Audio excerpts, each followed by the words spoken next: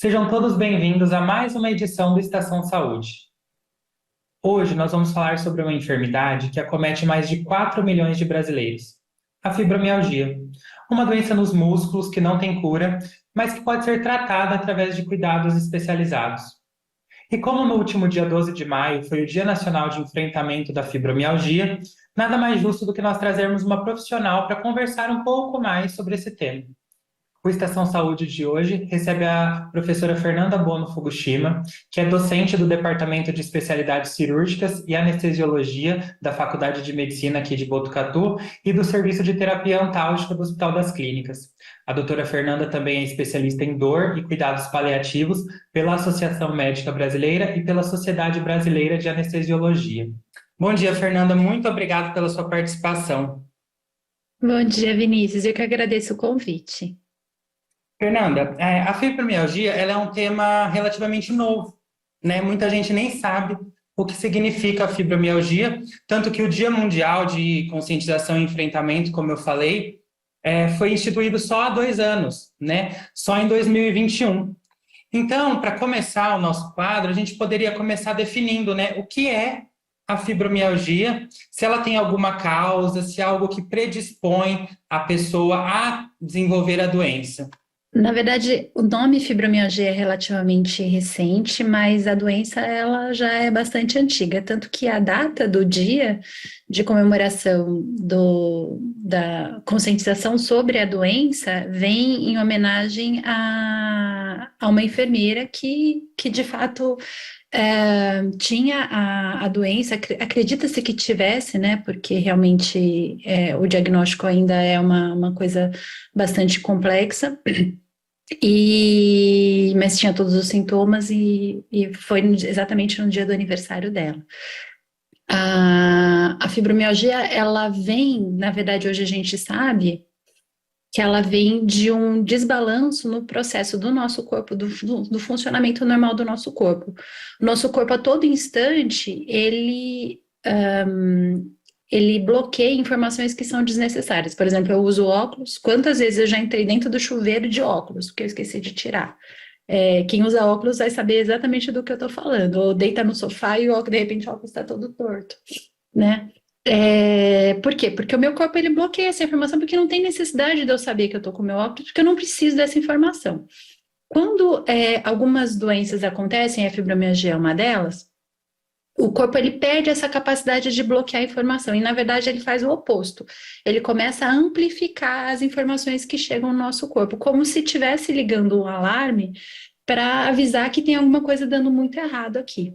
E esse aumento da informação acaba gerando informação de desconforto, no caso, dor. Normalmente, a fibromialgia, além da sensação de dores pelo corpo, ela vem com desconforto para luminosidade muito intensa, barulho muito intenso, cheiro muito intenso, e às vezes estímulos que não eram desconfortáveis acabam se tornando desconfortáveis, como um abraço apertado, pentear o cabelo, fazer escova, fazer alguma coisa que realmente que gera algum desconforto, mas acaba ficando suportável. Até muito pouco tempo atrás, era tida como uma doença de mulher, era tido como frescura ou pessoa que estava fazendo corpo mole. O que a gente sabe hoje é que não, realmente existe toda uma química interna funcionando muito mal, e todas essas alterações bioquímicas do nosso organismo acabam culminando nos sintomas da doença. E, doutora, como se sente, então, uma pessoa que tem a fibromialgia? A gente sabe que são dores, né, no corpo, mas são dores localizadas, são dores gerais. Tem algum outro sintoma que não seja dor? Porque normalmente a gente associa, né, a fibromialgia com dor, mas tem algum outro sintoma que é da doença? Então, além do que eu já falei, né, dessa sensibilidade, é como se o mundo atravessasse as pessoas de uma forma mais avassaladora, então tudo que vem de externo ele é amplificado, outros sintomas acabam acontecendo nesse sentido, de sobrecarga do meu organismo aos estímulos externos, e um cansaço muito grande. Para quem não tem É como se tivesse com uma gripe muito forte, aquela sensação do corpo ruim, e por mais que deite, descanse, não descansa.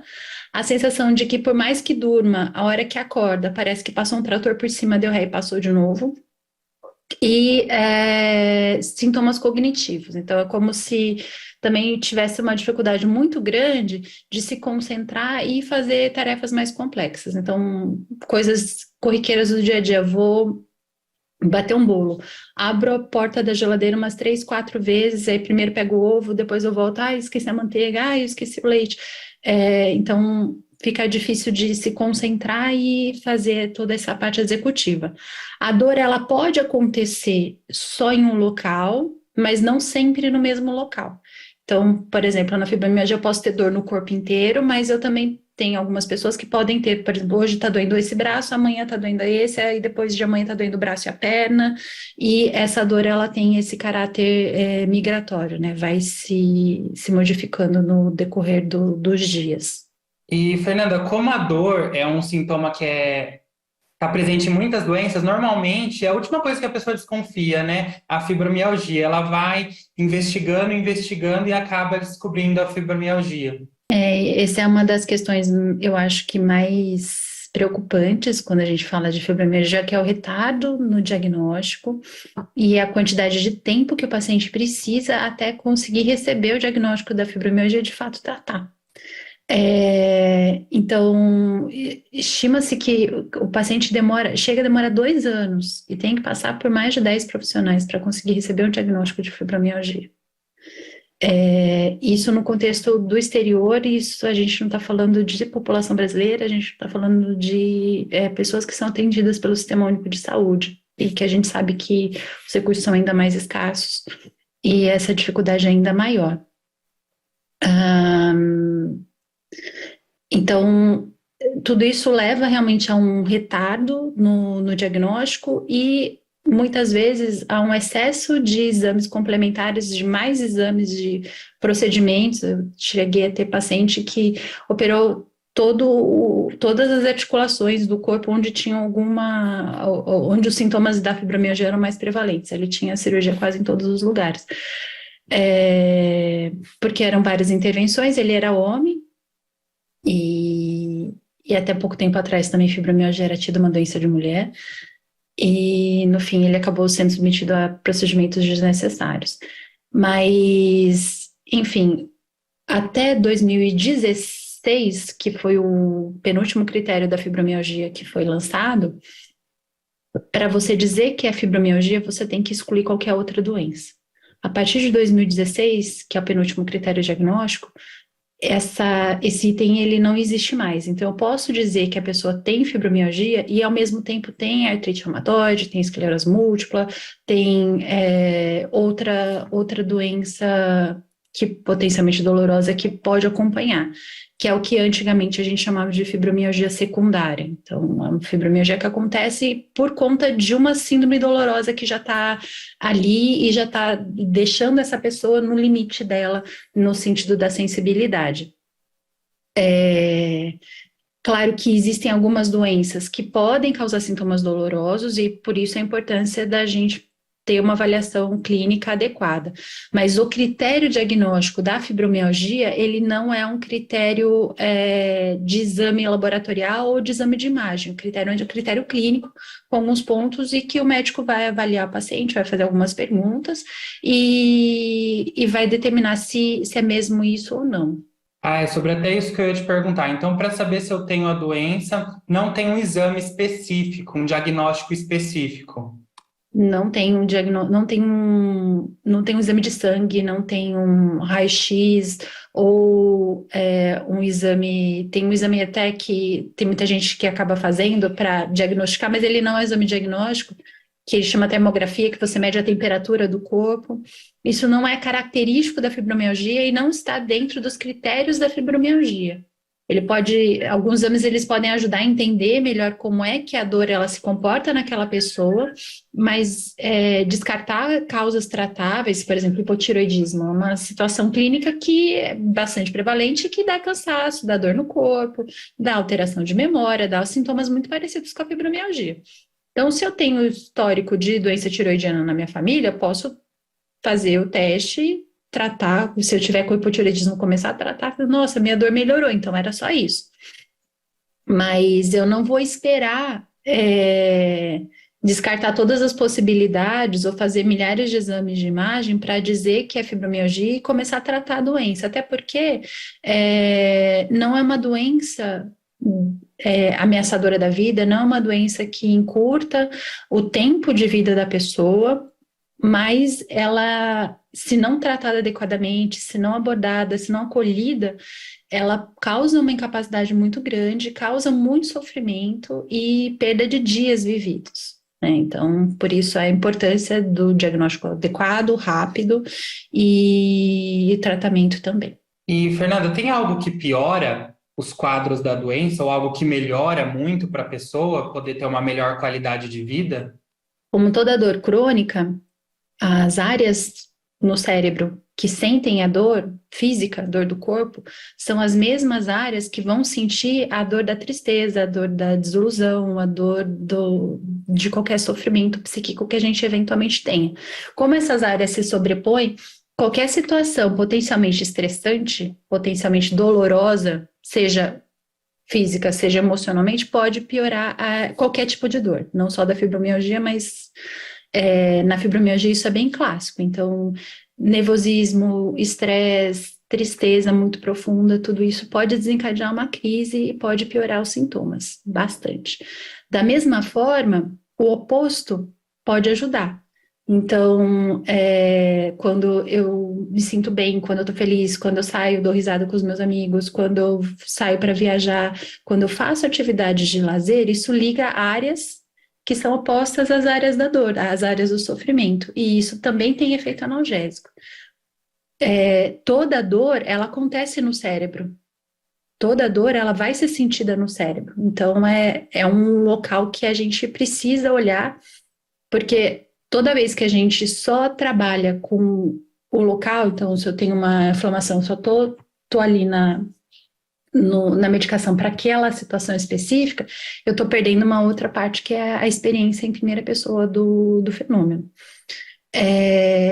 Então, basicamente, fatores de piora e melhora são essas. Também, se a pessoa tiver alguma outra questão dolorosa, uma artrose, alguma outra questão crônica, a dor ela pode piorar no frio, porque chega menos sangue ali naquela região, a articulação fica mais endurecida, e isso também pode piorar. Mas não é clássico da fibromialgia. E, Fernanda, além desses pontos que você comentou, que melhoram, né, existe algum remédio clínico ou algum tratamento, né? Normalmente, quando a gente vê os médicos indicando muita atividade física para quem tem a doença. A gente, na medicina moderna, a gente, em algum momento, se perdeu e foi para a medicação, né? Mas a fibromialgia é um exemplo muito clássico que o tratamento mais comprovado, mais efetivo, que se mostrou mais benéfico para tratar a doença é a atividade física. Melhor que qualquer medicação que exista, que a gente saiba, na face da Terra. É uma doença que não tem cura, então é importante dizer, porque eventualmente pode-se ouvir que alguém tem a cura da fibromialgia, até agora ninguém tem a cura. Mas a atividade física, ela está relacionada à produção de hormônios que vão no oposto do que a fibromialgia faz. Então, quando a gente faz atividade física, a gente diminui o limiar de dor, então faz com que a dor ela não soterre, não atropele a gente dessa forma tão avassaladora. E ela é o tratamento melhor estabelecido. Claro que quem tem dor vai ter muita dificuldade de fazer atividade física, porque vai doer, né? E vai doer depois. E muitas vezes essa pessoa vai ter uma dificuldade de tolerar isso. Então não vou me matricular no CrossFit amanhã ou hoje mesmo. né? É tudo pausado e progressivo, e se essa doença está acontecendo há muito tempo, importante o acompanhamento de algum profissional da área, um educador físico, um fisioterapeuta, para fazer essa progressão de forma bastante lenta e gradual, e o corpo ir se habituando e ganhando massa. Outra coisa também que ajuda bastante é o quanto que a gente muitas vezes se sabota nesse processo. É muito diferente eu fazer qualquer movimento em contração ou relaxado, como a Cinderela varrendo o pátio da madrasta, né? Se você está fazendo movimentos leves, cantando com passarinhos no seu entorno, né? É claro que esse movimento ele vai ser mais leve e a chance de você se lesionar vai ser muito menor. Se eu tenho medo do movimento e aquele movimento eu vou fazer na força do medo e na força do ódio, esse movimento ele tem potencial muito maior de causar desconforto, de causar dor. Por isso a importância, porque isso não é consciente, é uma coisa que eu penso, né? Da importância de ter um profissional habilitado, profissional do movimento habilitado para ajudar nesse processo de reabilitação. E você comentou que até pouco tempo atrás a fibromialgia era uma doença relacionada a mulheres, né? Hoje, existe né, algo que relacione a doença com sexo, idade, ou algo que predispõe a pessoa a algum fator de risco? Alguém na família tem, então eu também tenho predisposição a ter. É uma doença bastante recente, a gente não tem muita informação, né? Mas o que os estudos indicam até o momento é que possivelmente tem um componente genético. Então, filhas de mães com fibromialgia têm chance maior de ter fibromialgia. Existe uma questão também de sexo, então é uma doença mais prevalente em mulheres, não estou dizendo que não existem homens, existe, e os homens eu entendo que sofram até mais do que as mulheres. Mas muitas vezes o diagnóstico do homem, ele é um diagnóstico mais difícil, mais tardio, e normalmente quando a gente consegue fazer o diagnóstico, essa pessoa já está num nível de sofrimento muito grande e de incapacidade também muito grande.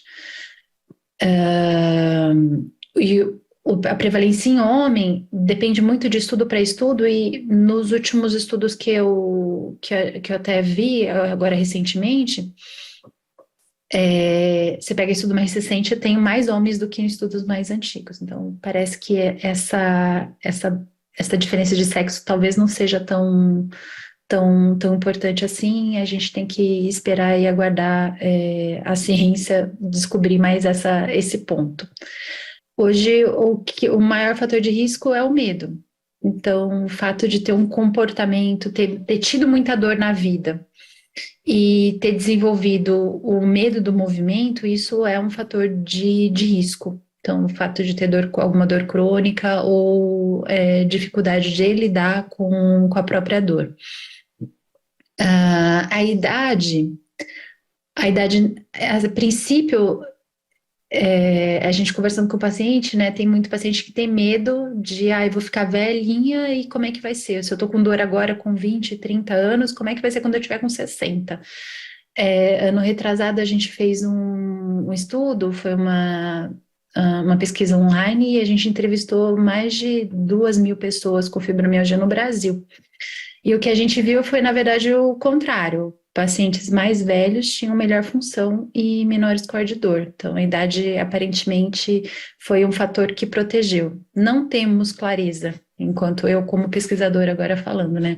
Eu não tenho clareza se essa proteção da idade é por conta da pessoa estar num outro momento da vida, ter menos estresse, ter menos problemas, não estar vivendo essa correria do dia a dia, ter mais tempo para lazer, ter mais tempo para poder fazer atividade física, ou se isso realmente é só questão da idade.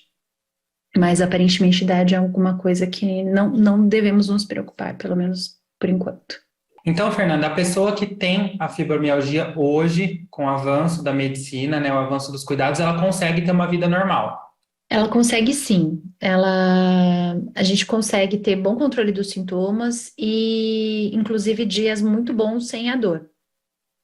Isso vai depender, isso vai ser diferente de paciente para paciente. Eu vou ter pacientes que com atividade física regular, atividade de lazer, boa alimentação, sono, cuidado com o sono, que são todos os cuidados que a gente precisa na fibromialgia, mas também cuidados para uma boa saúde. A gente consegue ter a dor totalmente controlada e aí depois ela vem em crises pontuais, em alguns momentos específicos da vida, depois de algum estresse emocional, alguma situação específica. E eu vou ter pessoas que mantêm uma dor de pequena intensidade, basal, o dia todo, mas que, apesar dessa dor que se mantém durante o dia, a pessoa consegue se manter ativa e desempenhar as atividades. Dos pacientes que eu já acompanhei na minha vida e que tiveram sintomas controlados, 100% deles foi com atividade física. Então, se tivesse um conselho, alguma coisa para eu dizer para quem tem fibromialgia, eu acho que o mais importante é isso, né? Tentar buscar uma atividade física especificamente, né? Que seja prazerosa, que seja alguma coisa que traga alguma leveza para a tua vida, porque é a partir da atividade física que está a saída. Nenhum médico, nenhum procedimento vai conseguir dar a qualidade de vida e a energia e a disposição que a atividade física consegue te dar. E é como você falou, né, Fernanda? Às vezes não precisa ser, nossa, passar horas do dia na academia, ou às vezes nem precisa ser academia, pode ser outro tipo de atividade física, né? Porque às vezes a gente vai lá no médico, eu também já passei por isso, aí o médico fala, faça atividade física. Aí você vai lá e se matricula na academia, você fica 2 horas por dia na academia, de segunda a sábado, porque falaram que tem que fazer atividade física. Então não é necessariamente uma academia. Não, não tem uma atividade física que fala, olha, faça essa, né? Veja, eu já disse que o medo, o estresse, ele é um desencadeador de dor. Então, por exemplo, atividade física na água é uma coisa que tem vários trabalhos, mostram que é maravilhoso, é lindo, é super bacana. A água é quente, tem efeito relaxante, tem vários motivos para o exercício físico na água ser superior. Mas eu, por exemplo, né, eu quase me afoguei quando era criança, olho para a piscina, me dá arrepio, tem morro de medo de água, não sei nadar. Vai ser uma atividade física efetiva? Não, muitas vezes vai ser até o desencadeador de uma crise. Eu não me sinto bem colocando uma roupa de banho, eu não quero me expor desse jeito na piscina com outras pessoas. Então, não faça. Ao mesmo tempo, olha, dançar na sala é uma coisa tão gostosa, eu ponho minha música favorita e eu danço na sala. É uma atividade física? E às vezes é um ótimo começo. Uma caminhada ao ar livre num lugar legal, dançar com a pessoa que você gosta, ou andar de bicicleta, enfim, o que fizer sentido e especificamente o que realmente para você for bacana. Ano passado eu defendi minha livre docência e a tese foi sobre o efeito da atividade de lazer no paciente com fibromialgia. E o que a gente descobriu foi uma coisa que realmente foi uma surpresa muito feliz, foi que a atividade de lazer, independente da atividade física, foi um grande divisor de águas. Então, quanto mais atividade de lazer a pessoa tinha, melhora a funcionalidade delas. A dor, ela não mudou tanto, mas você percebia que a pessoa, ela conseguia viver melhor, ela conseguia conviver e contribuir com o mundo, trocar com o mundo muito mais. Então, é outra coisa que é importante, se divertir, né? E a gente precisa salientar aqui também que qualquer sintoma, qualquer desconfiança que você tenha, não se automedique, procure um especialista, porque ele vai saber a melhor, ele vai te indicar o melhor tratamento, ou como a doutora Fernanda falou, a melhor forma de lidar com isso. Exatamente, né? Para avaliação médica nada não vai substituir, né? Nada vai substituir. E Fernanda, para finalizar, eu gostaria que você deixasse uma mensagem para quem hoje tem a doença, às vezes está ali naquela situação de medo, porque toda vez que a gente fala tem uma doença, por mais simples, não sei se existe uma doença simples, né? Mas por mais simples que ela possa ser, já causa um certo pânico na gente. Então, eu gostaria que você deixasse uma mensagem para quem hoje convive com a fibromialgia. Às vezes a gente busca fora da gente a solução para os nossos problemas.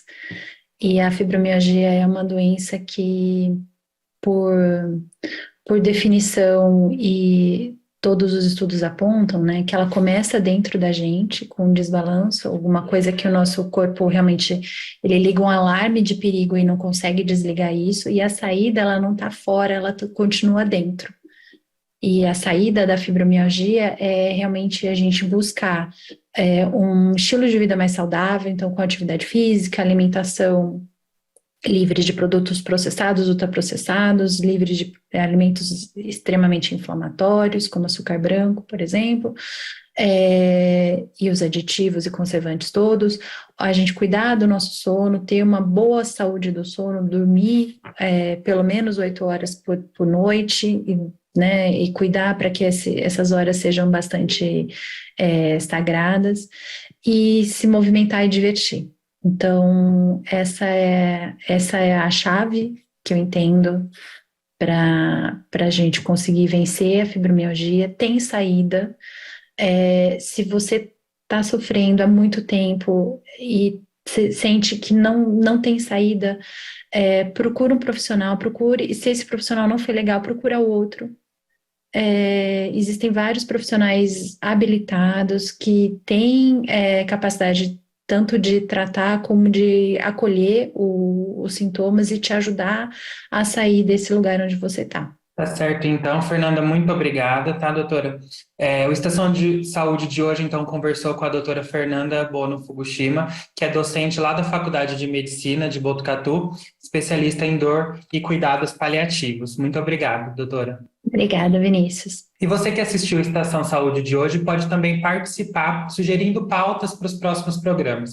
É só escrever para o endereço que está aqui na legenda do vídeo. E o Estação Saúde de hoje vai ficando por aqui. Não deixe de curtir todos os canais oficiais da Câmara Municipal de Botucatu. Lá você ficará informado sobre tudo o que acontece no seu legislativo. Obrigado e até a próxima.